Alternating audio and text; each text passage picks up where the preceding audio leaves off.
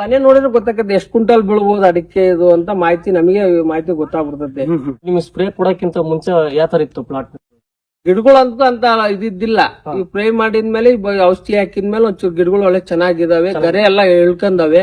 ನಮಸ್ಕಾರ ರೈತ ಬಾಂಧವರೇ, ನಾನು ನಿಮ್ಮ Basavaraj, Kiran organic private limited Davanagere ವತಿಯಿಂದ ನಾವಿವತ್ತು ಹೊನ್ನಾಳಿ ತಾಲೂಕು ದಾವಣಗೆರೆ ಜಿಲ್ಲೆ ಹನಗವಾಡಿ ಅನ್ನೋ ಒಂದು ಊರಲ್ಲಿದ್ದೀವಿ. ಇಲ್ಲಿ ಇರ್ತಕ್ಕಂಥ ರೈತರು ಏನಿದ್ದಾರೆ ನಮ್ಮ ಕೆರನ್ ಪ್ರಾಡಕ್ಟ್ ಅನ್ನ ಕೊನೆ ವರ್ಷದಿಂದನೂ ನಮ್ಮ ತೋಟಕ್ಕೆ ಬಳಸಿದ್ದಾರೆ. ಅವರ ಅನುಭವ, ಅನಿಸಿಕೆ ಮತ್ತೆ ಕೆರನ್ ಪ್ರಾಡಕ್ಟ್ ಅನ್ನ ಬಳಸಿದ ಮೇಲೆ ತೋಟದಲ್ಲಿ ಏನೆಲ್ಲ ಬದಲಾವಣೆ ಆಯ್ತು, ಇಳುವರಿಲಿ ಏನೇನು ಚೇಂಜಸ್ ಆಯ್ತು ಅಂತ ಅವ್ರ ಮುಖಾಂತರನೇ ನಾವು ಇವತ್ತು ಕೇಳಿ ತಿಳ್ಕೊಳ್ಳೋಣ. ಸರ್ ನಮಸ್ತೆ. ಸರ್ ನಿಮ್ಮೂರು, ನಿಮ್ಮ ಹೆಸರು? ಸರ್ ನಮ್ಮ ಹೆಸರು ಚಂದ್ರು ಅಂತ, ಹನಗವಾಡಿ ತಾಲೂಕು, ಹನಗವಾಡಿ ಊರು, ಹೊನ್ನಾಳಿ ತಾಲೂಕು, ದಾವಣಗೆರೆ ಜಿಲ್ಲೆ. ನಮ್ದು ಅಡಕೆ ತೋಟ ವಸ್ತುವ. ಹೋಸತಿ ಗಿಡಗಳು ಬಹಳ ಇದಾಗಿದ್ದು ನಮ್ಮವು, ಅಂದ್ರೆ ಇಳುವರಿ ಇದ್ದಿಲ್ಲ. ನೀವ್ ಯಾವಾಗ ಬಂದು ಔಷಧಿ ಹಾಕಿದಿರೋ ಅವಾಗ್ಲಿಂದ ನಮ್ದು ಇಳುವರಿ ಒಂದ್ ಚೆನ್ನಾಗಿತ್ತು. ಈ ಸತಿ ಮೊನ್ನೆ ಒಬ್ರು ಬಂದಿದ್ರು, ಅಂದ್ರೆ ಲಿಂಗಾಪುರದವ್ರು ಬಂದು ಕೇಣಿ ಮಾಡಕ್ಕೆ ಅಂತ ಬಂದ್ರು. ನಾವ್ ಕೇಳಿದ್ರು, ನಾವ್ ಕೊಡ್ಲಿಲ್ಲ ಅವರಿಗೆ. ಅವ್ರು ಒಳ್ಳೆ ತೋಟ ಚೆನ್ನಾಗೈತಿ ಅಂತ ಅಂದ್ರು.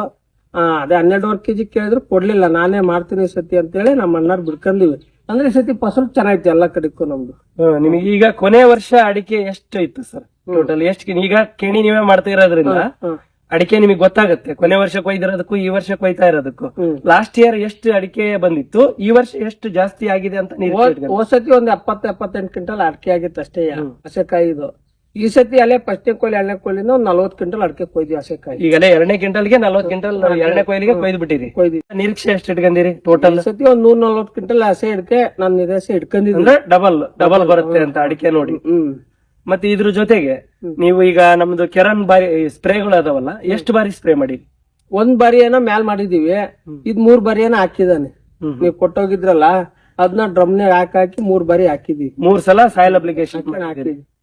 ಮತ್ತೆ ಈಗ ಇಲ್ಲಿ ನೀವು ಕೊಯ್ತಾ ಇದೀರಿ, ಬೇರೆ ತೋಟನ ನೀವು ಮಾಡ್ತಾ ಇದೀರಿ. ನೀವು ಬೇರೆ ತೋಟಕ್ಕೆ ಹೋದಾಗ ನಿಮ್ ತೋಟದ ಅಡಿಕೆ ನೋಡಿದಾಗ ನಿಮಗೆ ಏನ್ ಡಿಫ್ರೆನ್ಸ್ ಅನ್ಸ್ತಾ ಇದೆ?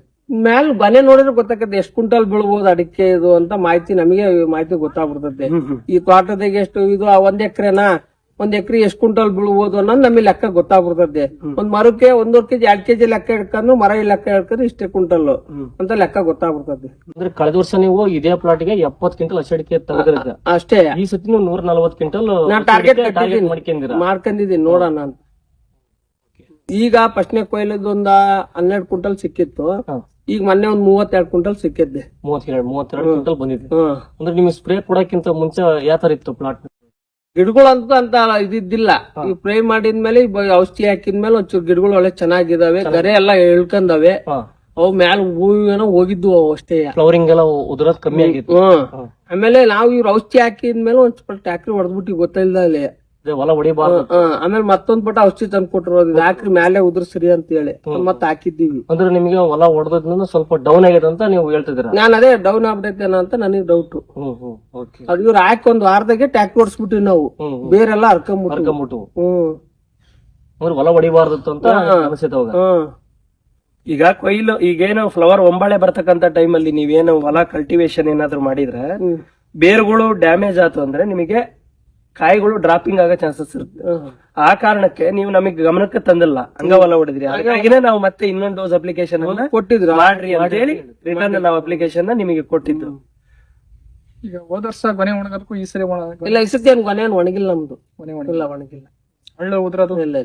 ಇವ್ರು ಹೇಳಿದ್ರಲ್ಲ ಟೈಮ್ ಸರಿ ನೀರ್ ಬಿಡ್ರಿ ಔಷಧಿ ಹಾಕಿದ್ಮೇಲೆ ಅಂದ್ರ ಟೈಮ್ ಸರಿ ನೀರ್ ಬಿಡ್ಕಂತ ಬಂದಿ. ಕೈಯಲ್ಲಿ ನೀರು ಏನೇನ್ ಇದೇನಿಲ್ಲ. ನೀರು ಕೂಡ ಜಾಸ್ತಿ ಕೊಡಬಾರ್ದು, ಅವ್ರು ಹೇಳ್ದಷ್ಟೇ ಕೊಟ್ಟಿದ್ರಿ. ಅವ್ರು ಹೇಳ್ದಷ್ಟೇ ನೀರ್ ಬಿಟ್ಟಿದ್ವಿ ನಾವು. ಈ ಬಸವರಾಜ್ ಅವ್ರ ಮಾರ್ಗದರ್ಶನ ನಿಮ್ಗೆ ಏನ್ ಅನ್ಸಿದೆ? ಈಗ ಚೆನ್ನಾಯ್ತು ಈ ಸತಿ. ನೋಡೋಣ, ಇನ್ನೂ ಒಂದ್ 2 ವರ್ಷ ಹಾಕಿ ನೋಡೋಣ ಅಂತ ನನ್ನ ಅನ್ಸಿಕೆ. ಬೇರೆ ಗೊಬ್ಬರಗಳು, ಈ ಸರ್ಕಾರಿ ಗೊಬ್ಬರಗಳು ಅದು ಒಂದ್ ಟೈಮ್ ಹಾಕ್ಬೇಕಿತ್ತು. ಯಾಕೆ ಸತಿ ಹಾಕ್ಲಿಲ್ಲ. ಇದು ಯಾಕೆ ಫಸಲ್ ನೋಡಿದೀವ, ನೋಡೋಣ ಅಂತ ಸುಮ್ನಿದ್ದೆ. ಬಟ್ ಈ ಸಲ ಏನ್ ಸರ್ಕಾರಿ ಗೊಬ್ಬರ ಬಳಸಿಲ್ಲ? ಇಲ್ಲ ಬಳಸಿಲ್ಲ. ಪಟಾಸ್ ಹಾಕಿದೀವಿ. ಯಾಕೊತ್ತಾ, ಈ ಒಂಥರ ಈ ಶೀತದ ಅಂಶ ಅಲ್ಲ, ಪಟಾಸ್ ಹಾಕಿದೀವಿ 2 ಮೂಟೆ. ಅದು ಬಿಟ್ರೆ ಮತ್ತೇನಿಲ್ಲ. ಇಲ್ಲ, ಮತ್ತೆ ಅದ್ ಬಿಟ್ರೆ ಏನು ಹಾಕಿಲ್ಲ. ಅಂದ್ರೆ ನಮ್ಮ ಕೆರನ್ ಪ್ರಾಡಕ್ಟ್ ನಿಮ್ಗೆ ಇಷ್ಟ ಆಗಿದೆ? ಇಷ್ಟ ಆಗಿದೆ. ನಮಸ್ಕಾರ.